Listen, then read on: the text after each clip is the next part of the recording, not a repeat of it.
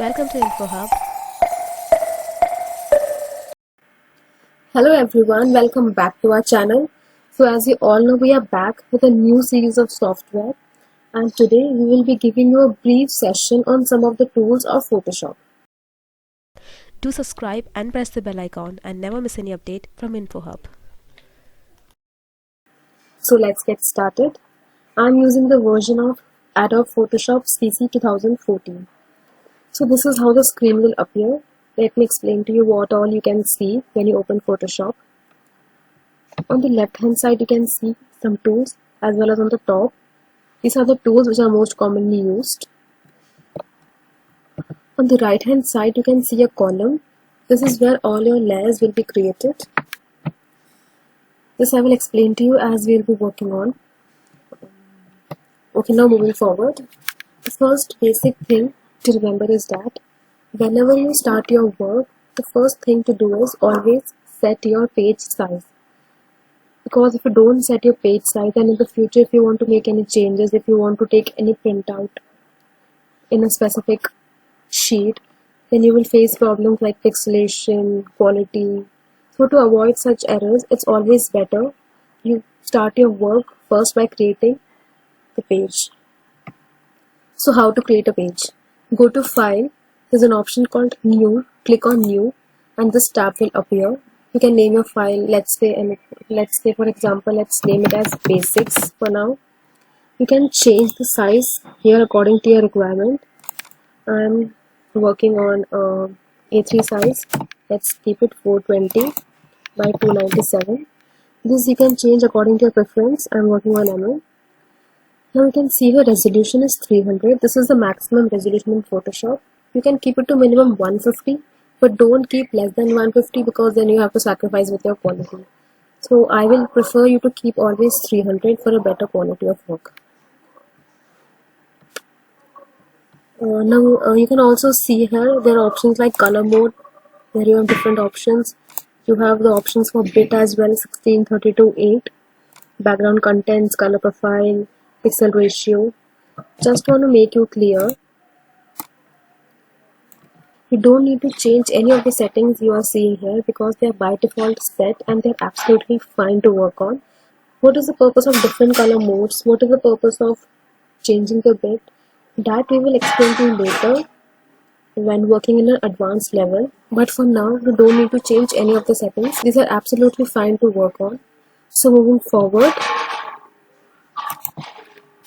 this is the page which we have already set.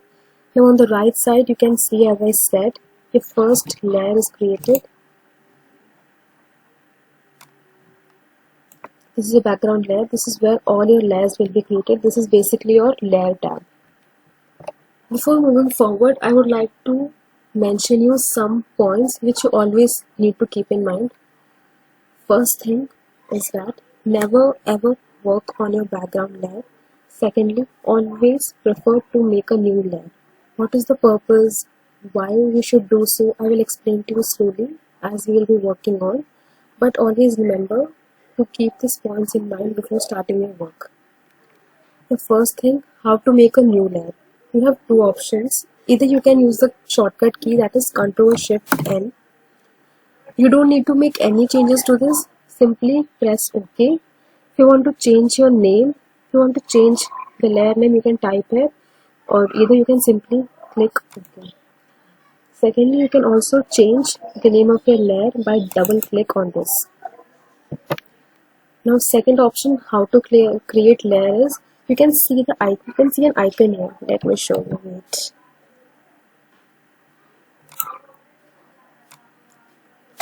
This is the icon for creating a new layer. Simply press on this icon and a new layer is created. Okay, now moving towards what all tools I will be explaining to you today.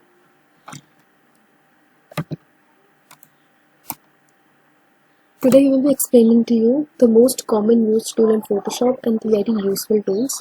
One is the Move tool and second is the Marquee tool. Addition to this, I will also be explaining to you the purpose of this tool. Before moving forward, first I would like to explain you this little bit. This is known as the foreground color and this is known as the background color. With the help of this icon, you can flip the colors. With the help of this icon, you can set it to by default. Now what is the purpose of this tool, how to use this I will explain to you in a little bit. Before that, now in more simpler words, just want to explain to you that just imagine you are having two colors at the same point. That's it. Now how to change colors. Click on this box.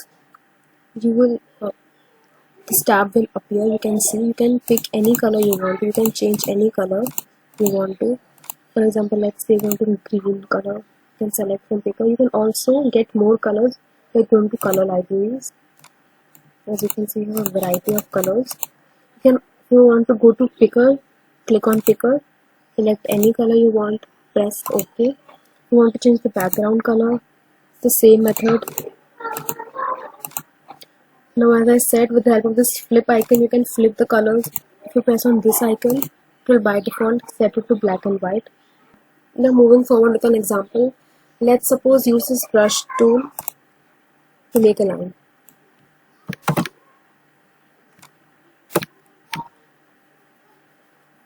Now as you can see, I want to move this object vertically or horizontally anyway.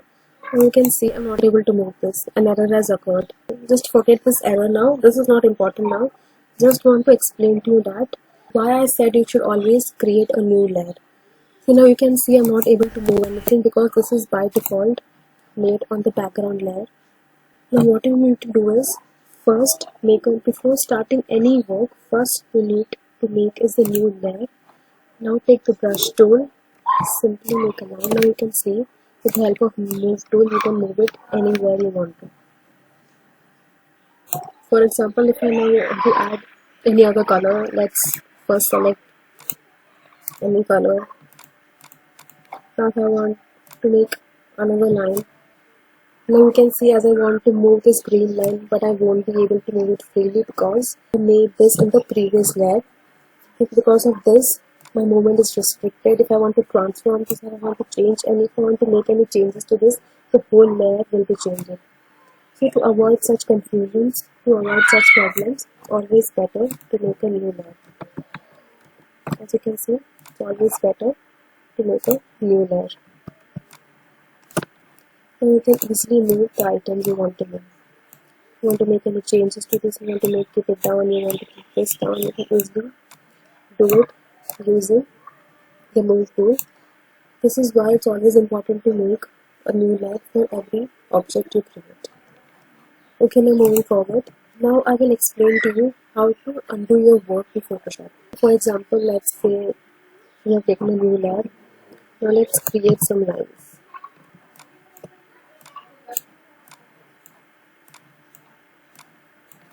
We have created some lines.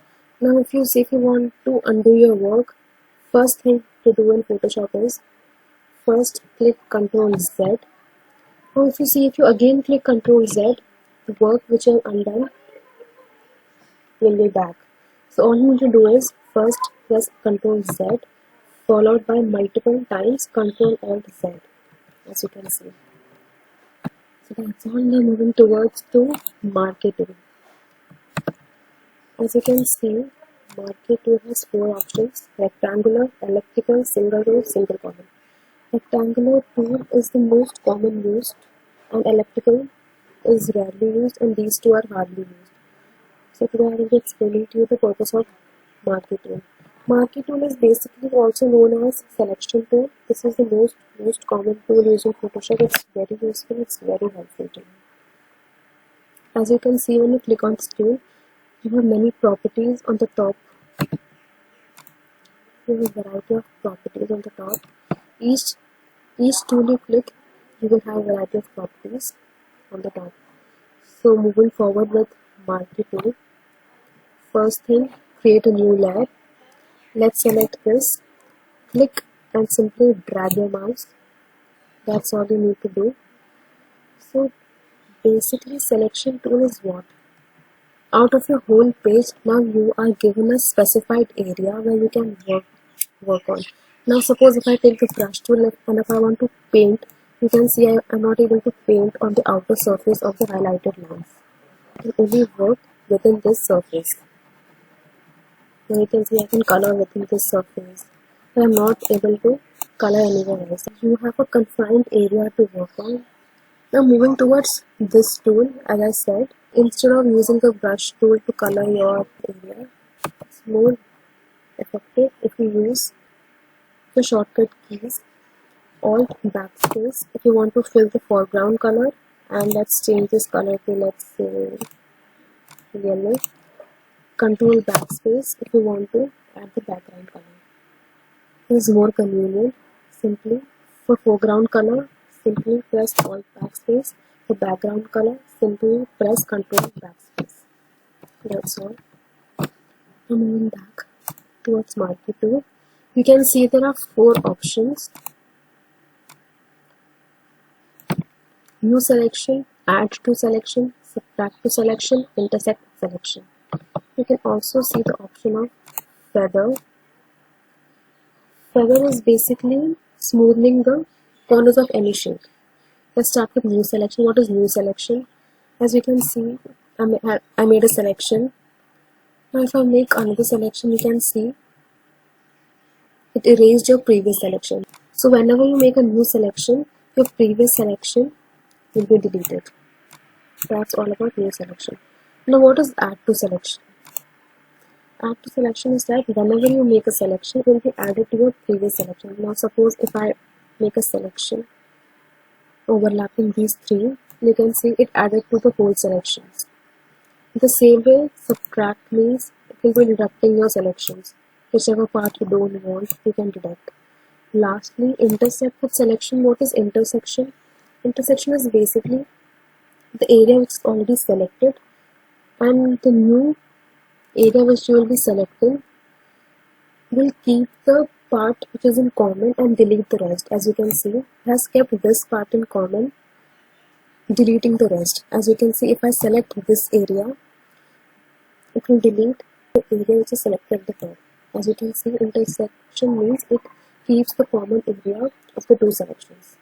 Now moving towards to feather. Feather is basically, as I said, just smoothing your surface. For example, now you can see I'm giving it, let's say for example, keep it to 250. If I make a selection, you can see the surface has become smooth. Now one important thing to remember in this case is that whatever you have set last will be set permanently until and unless you change it to 0 or you change it to new selection. So I always prefer, instead of using these icons, it's better if you use the shortcut keys, because every time you open a file, then you will always need to change settings. So let it be by default set the way it is, and let us make our work more easier and faster by using the shortcut keys. So let me give an example. As I made a selection, you can see that now I want to add selection. So instead of selecting here, simply press Shift and click and drag, and you can see the area is selected. In the same way, for subtracting, simply press Alt, click and drag, and you can see the area is deselected.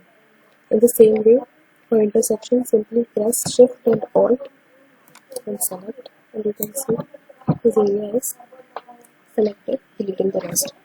So now you can see there on the top, the selection is not changed.